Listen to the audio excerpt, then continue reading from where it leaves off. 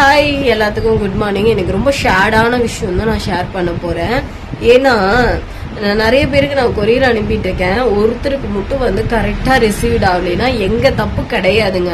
இத்தனை பேர் எங்கிட்ட கொரியர் ஆன்லைன்ல வாங்கிட்டு இருக்கிறீங்க. ஸோ சத்தியமா சொல்றேங்க, மன உளைச்சல் நான் கடையை பார்த்துட்டு நான் ஒரு ஆளா தான் இருக்கேன் கடையில இந்த ப்ராடக்ட் விற்கிறேன். ரொம்ப இதே ஆயில் எத்தனையோ பேர் எங்கிட்ட வாங்கிட்டு போயிட்டு இருக்காங்க. நான் எல்லாத்துக்கும் நல்லதா நினைச்சுதான் நான் சேல்ஸ் பண்ண ஆரம்பிச்சிருக்கேன். எனக்கு எவ்வளவு ப்ரெஷர் இருக்கு அப்படிங்கறதெல்லாம் உங்க யாருக்குமே தெரியாது. ஒரு கொரியருக்கு நான் மித்தவங்கள மாதிரி எல்லாம் இது பண்றது இல்ல. ரெஸ்பான்ஸ் போய் சேரலினா என்னால என்ன எஃபோர்ட் போட முடியுமோ அவ்வளவுக்கு நான் பதில் சொல்லிட்டு தான் இருக்கேன். ஓரளவுக்கு எக்ஸ்ட்ரீமுக்கு மேல போச்சுன்னா தான் நான் என்னால சமாளிக்க முடியாம கத்த ஆரம்பிக்கிறேன். ஒரு 400 ரூபாய்க்காக ஏமாத்திடுவேன் அப்படி இப்படிங்கிற வார்த்தை இல்லைன்னா என் காசை ரிட்டர்ன் பண்ணுங்க, உங்க காசை வச்சு நான் என்ன பண்றேன். 2 தடவை கொரியர் போயிருக்கேன். அந்த 2 தடவைக்கு 2 ஷாம்பு 2 ஹேர் ஆயில் கணக்கு போடுங்க, நீங்களே கணக்கு போடுங்க. கொரியர் சார்ஜ் போயிட்டு ரிட்டர்ன் வந்த கொரியர் சார்ஜ் மட்டும் 200 ரூபா நான் பே பண்ணிருக்கேன். யோசிச்சு பாருங்க, 1000 ரூபாய்க்கு மேல எங்கிட்ட இருந்து போயிருக்கு. என்னோட இது எனக்கு திருப்பி வந்தா தானங்க நான் உங்களுக்கு பதில் சொல்ல முடியும். சரி, ஃபர்ஸ்ட் டிலே ஆயிடுச்சு, பிரச்சனையாச்சு, அந்த கொரியர் விட்டு இப்ப வேற கொரியர் போட்டு அந்த கொரியரோட ரெசிப்டும் உங்களுக்கு நான் அனுப்பிச்சு விட்டாச்சு. சோ அதுக்கப்புறம் நீங்க என்னைய போஸ்ட் பண்ணி என்னை இவ்வளவு மன உளைச்சல் ஆக்குறதுக்கு என்ன ரீசன் சத்தியமா சொல்றேன். நீங்க ஒரு ஆள் பண்றதுனால எனக்கு மித்த கொரியரே எடுக்கிறதுக்கு எனக்கு வெறுப்பா இருக்கு. சோ உண்மையா சொல்றேன், உங்களால ஒரு 400 ரூபாய் காசுக்காக ஒரு பெண்ணை என்னென்ன கஷ்டப்படுத்த முடியுமோ அவ்வளவு கஷ்டப்படுத்துறீங்க. சத்தியமா சொல்றேங்க, உங்க அட்ரஸ் போன் டைமே கரெக்டா கொடுக்காதனால உங்க ஒய்ஃப் பேசினாங்க காலையில, விடிய காத்தால கடங்காரங்களாங்க. நானு சொல்லுங்க, இத்தா பெரிய கடையை வச்சு நடத்துறேன். இந்த ப்ராடக்ட் எத்தனையோ பேர் என்கிட்ட ஏமாத்திட்டு எடுத்துட்டு போறாங்க. 1க்கு 4 எடுத்துட்டு போறாங்க நான் வேலை செஞ்சுட்டு இருக்கும் போது. அப்படி என் காசு இதாகும் போது நான் எதுக்கு? சரி, ஃபர்ஸ்ட் டைம் மாறி போச்சு, சரி ஓகே, நெக்ஸ்ட் டைம் நம்ம கரெக்டா கொடுத்துருவோம் அப்படின்னு சொல்லிட்டு மறுபடியும் என் கை காசு போட்டு கொரியரோடயே நான் அனுப்பிச்சுடுறேன். சரிங்களா? சோ இவ்ளோ இதா இருக்கும் போது நான் உங்களுக்கு இதை ஏமாத்திருப்பேன். நான் செவ்வாய்க்கிழமை தான் அனுப்பியிருக்கேன், இன்னைக்கு வெள்ளிக்கிழமை. சரிங்களா? கொஞ்சம் வெயிட் பண்றதுனால என்னங்க இருக்கு? சரி, உங்களுக்கு அப்படிதான் தீருதோ, என்னோட ப்ராடக்ட் பிடிச்சிருக்குன்னு நீங்க சொல்றீங்க, கொஞ்சம் யோசிச்சு பாக்கலாம்ல. கொரியர் சரியா வராதுக்கு நான் என்னங்க பண்ண முடியும்? அப்பயுமே நான் அதை ஏத்துக்கிட்டு தானங்க பண்றேன். யோசிச்சு பாருங்க, என்னோட மனநலை யோசிச்சு பாருங்க.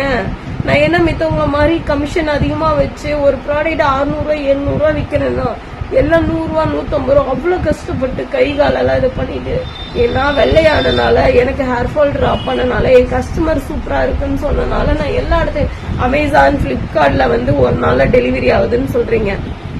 அந்த கொரியர் வேற, அது நான் ஜிஎஸ்டி வாங்கிட்டேன்னா அமேசான் பிளிப்கார்ட்ல இதே ஆயில நான் 380 ரூபாய்க்கு விற்க போறேன். சரிங்களா? அப்ப அதுல ஜிஎஸ்டி எல்லாமே ஆட் ஆகி வரனா அவங்க கம்பெனிக்காரங்க டெலிவரி பண்ணிருவாங்க. என்கிட்ட எடுத்துட்டு போறது மட்டும்தான். என்கிட்ட நம்பர் இருந்தங்காட்டி நீங்க கூப்பிட்டு டார்ச்சர் பண்றீங்க. யோசிச்சு பாருங்க, ஒரு கொரியர் வாங்குறீங்களோ இல்லையோ, ஒரு பொண்ணுக்கு நீங்க ஏங்க 400 ரூபாய் காசு நான் ஏமாத்திட்டு போய் நான் என்னங்க எல்லாத்துக்கிட்டே நீங்க 60 பேருக்கு ரெக்கமெண்ட் பண்ணிருக்கீங்க. சென்னைக்கு 60 பேர். சரி, யாரு நீங்களே மெசேஜ் பண்ண சொல்லுங்க. என்கிட்ட வாங்கியிருந்தா நான் நம்பர் சேவ் பண்ணி வச்சிருப்பேன், நோட்ல எழுதி வச்சிருப்பேன். இவ்வளவு பிரச்சனை இருக்கு சோசியல் மீடியால. நீங்க கேக்குறீங்க, சோசியல் மீடியால உங்களை நம்பிதானங்க வாங்குறேன். இப்ப என் ப்ராடக்ட் நீங்க நல்லா இல்லன்னு நீங்க சொல்லிருந்தீங்கன்னா சரின்னு சொல்ல. என் ப்ராடக்ட் நீங்க வாங்கி யூஸ் பண்ணிருக்கீங்க, எல்லாமே இருக்கு. என்கிட்ட நீங்க அனுப்புன மெசேஜுக்கும் ஸ்கிரீன்ஷாட் இருக்கு. பேமெண்ட் பண்ணா என்கிட்ட நீங்க ஸ்கிரீன்ஷாட் அனுப்பணும், அதுவுமே நீங்க அனுப்பல. நான் பிஸியா இருக்கேன்னு தெரியும், நான் இருக்கும் போது ஆர்டர் எடுக்கிறேன்னு தெரியும். என்கிட்ட இன்ன வரைக்கும் இந்த மாதிரி பஞ்சாயத்து யாருக்குமே வந்ததுல உங்களுக்கு மட்டும் தான். போன டைம் அனுப்புனா உங்களுக்கு மட்டும் பிரச்சனை வந்துச்சு, இந்த டைமும் வருது. என்னங்க உங்களுக்கு மட்டும் டிலே ஆகுறதுக்கு என்ன ரீசன்? உங்க சைடு தான் ஏதாவது தப்பு இருக்கும்னு நான் கெஸ் பண்ண வரைக்குமே கரெக்ட். சரி, அப்பயுமே நம்ம கிட்ட பொருள் வாங்குறாங்க, நம்ம கரெக்டான ரெஸ்பான்ஸ் பண்ணணும்னு எடுத்து என்னால முடிஞ்ச அளவுக்கு உங்களுக்கு எல்லா பதிலும் நான் கொடுத்துட்டேன். சரிங்களா? 2 நாளா எனக்கு காய்ச்சல் சளி அப்படி இருந்து கூட இன்னைக்கு காலையில என் வீட்டுக்காரர் பதில் சொல்லியிருக்காரு, நான் பதில் சொல்லியிருக்கேன். சும்மா போன் அடிச்சு போன் எடுக்க மாட்டீங்கன்னா எப்படி எடுக்காம இது சொல்றது சொல்லுங்க? என் பொருள் எனக்கு ரிட்டர்னும் வரல. உங்களுக்கு என்கிட்ட வாங்க பிடிக்கலையா? வாங்காதீங்க. உங்களை வாங்குங்கன்னு நான் கம்பலே பண்ண, யாருக்குமே நான் என் ப்ராடக்ட் போடுங்கன்னு நான் கம்பலே பண்ண கிடையாது. சரிங்களா? எனக்கு அந்த கொரியர் ரிட்டர்ன் போறேன்னு சொல்லிட்டு எனக்கு மெசேஜ் வந்துருச்சுன்னா நான் அடுத்த செகண்ட் உங்க பேமெண்ட்டை என் அக்கௌண்ட்ல இருந்து இது பண்ணிக்குவேன். சத்தியமா அதுவுமே நான் உங்களுக்கு நான் சேனல்லயே போடுறேன். தயவு செய்து சொல்றேன், இந்த ஏமாத்தணுங்கிற பேர்ல என் வாழ்க்கையில என்னோட காசு எல்லாரும் ஏமாத்தி இருப்பாங்க. என்கிட்ட இது பண்ணிருப்பாங்க. நான் யாரோட காசு இன்ன வரைக்கும் ஏமாத்துனது இல்ல. இது வந்து எனக்கு ரொம்ப மன உளைச்சல் பண்ணுது. இந்த ஒரு கொரியர் மட்டும், இந்த ஒரு ஆள் மட்டும் எனக்கு ரொம்ப மன உளைச்சல். என் வீட்டுக்கார்ட்ட கொடுத்து அவரு பேசி கூட இப்ப மறுபடியும் அகெயின் வந்து இது பண்றேன். இதே போன வாரத்துல வந்து கொரியர் மாறி போய் எல்லாத்துக்கும் நானே அந்த ப்ராடக்ட ஃப்ரீயா கொடுத்துருக்கேன். அப்படி நினைச்சுதான் உங்களோட ஃபர்ஸ்ட் கொரியர் ஃப்ரீயாவே இருந்துட்டு போகுதுன்னு சொல்லிட்டு 2வது கொரியரும் பண்ணிட்டேன். இதுக்கு மேல ஒரு பொண்ணு என்னங்க பண்ண முடியும் சொல்லுங்க? கொரியர்காரன் பண்ற தப்புக்கு என்னோட இதை நான் நஷ்டமானாலும் பரவாயில்லன்னு கொடுத்துருக்கேன். இதுக்கு எல்லாமே என்கிட்ட சாட்சி இருக்கு. சொல்லுங்க, மித்தவங்கள மாதிரி எல்லாம் காசு பேமெண்ட் பண்ணிட்டீங்கன்னா அதே அன்னைக்கே நான் வந்து டெலிவரி பண்ணிட்டு இருக்கேன். நீங்க வந்து புத்தாண்டுக்கு முன்னாடி நீங்க சொன்னீங்க, நான் இருந்துட்டு என்ன சொன்னேன், வருஷ பொறுப்புங்க அந்த அன்னைக்கு கொரியர் இல்ல, அதுக்கு அப்புறம் தான் கொரியர் இருக்குன்னு எல்லாத்துட்டையும் சொன்னா அதே மாதிரி எல்லாரும் ஆர்டர் பண்ணி வாங்கிட்டீங்க. இத்தனை பேருக்கு ஒரு ஆளுக்கு மட்டும் பிரச்சனை வருதுன்னா என்ன ரீசனா இருக்கும்? அவங்களோட அட்ரஸ் அவங்க போன் கரெக்டா இருக்காதனாலயோ ஏதோ ஒரு நாள். ஏன்னா இதுக்கு முன்னாடியில எனக்கு ரிட்டர்னே வந்திருக்கு, என் கைக்கு வந்திருக்கு. இப்போ வந்து ரிட்டர்ன் கூட என் கைக்கு வரலன்னா நான் என்ன பண்ண முடியும்? நீங்களே சொல்லுங்க. ஒருத்தர் 15 நாள் ஆகும். நானே கிளாத் ட்ரெஸ் எல்லாம் ஆர்டர் போறேன், 15 நாள் ரெஸ்பான்ஸே இல்லாம பிளாக் எல்லாம் பண்ணிட்டு போறாங்க. சரிங்களா? அந்த மாதிரி ஏதாச்சும் நான் பண்ணிடுறேன்னா யோசிச்சு பாருங்க. எனக்கு அந்த ப்ராடக்ட் ரிட்டர்ன் மெசேஜ் வந்ததுக்கு அப்புறம் நீங்க பேமெண்ட் பண்ண அந்த ஸ்கிரீன்ஷாட் எனக்கு அனுப்புனீங்கன்னா கண்டிப்பா நான் அது பண்ணிடுவேன். ஸோ நீங்க ஒரு பொண்ணுங்கறனால எது வேணாலும் தயவு செய்து பேசாதீங்க.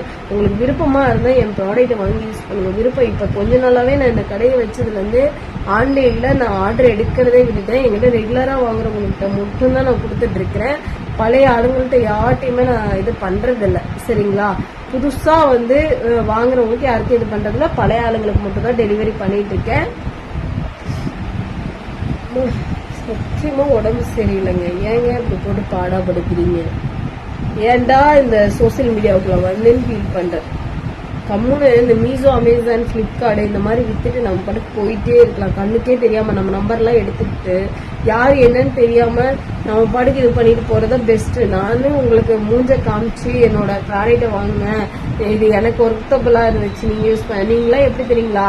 3000 4000 ரூபாய்க்கு போய் ப்ராடக்ட போட்டு அவங்கள்ட்ட ஏமாறுறவங்களதான் என் கஸ்டமரே என்கிட்ட வந்து சொல்றாங்க, 3000 ரூபாய்க்கு அங்க வாங்கினேன், அது எனக்கு இதாயிடுச்சு அப்படிங்கிற மாதிரி. உண்மைக்கும் நேர்மைக்கும் நாணயத்துக்கும் எங்கேயுமே மதிப்பே இல்லை. அதே நான் 100 ரூபாய்க்கு வித்து அதை போட்டு அவங்க கலர் ஆகி அவங்களே எங்கிட்ட என் கஸ்டமர் வந்து சொல்லியிருக்காங்க, பேசாம கஸ்டமருக்கு மட்டுமே கொடுத்துட்டு போயிடலாம். முகமே தெரியாதவங்களுக்கு கொடுத்து அது தேவையில்லாத ஒரு கருத்து வேறுபாடு வந்து இத்தனை பிரச்சனைக்கு உள்ளாகிறதுக்கு ஏங்க எனக்கு குழந்தையா குட்டியா நான் சம்பாரிச்சு வச்சு நான் என்னங்க பண்ண போறேன்? யோசிச்சு பாருங்க. மித்த சம்பாரிச்சு நான் அப்படியே கோடீஸ்வரியா இருந்தா ஒரு நாளைக்கு 50 லைவ் போட்டு நான் இதுக்குன்னு தனியா இதை வச்சு நான் வித்துட்டு போயிருப்பேன். என் ப்ராடக்ட் எப்படி இருந்தாலும் எனக்கு வித்துட்டு தாங்க இருக்கு. நானும் சொல்லிட்டேன். அப்புறம் எதுக்கு நீ சோசியல் மீடியா? என்னோட மெமரிஸ்க்காக நான் போடுறேன். என் கஸ்டமர் வீடியோ பார்த்துட்டு இருக்காங்க.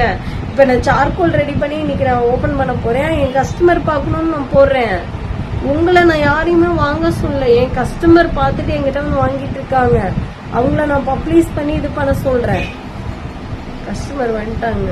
எனக்கு ரொம்ப மன உளைச்சல்ல தான் நான் இது பண்ணிட்டு இருக்கேன். எனக்கு ரொம்ப வருத்தமா இருக்கு. சொல்றேன்.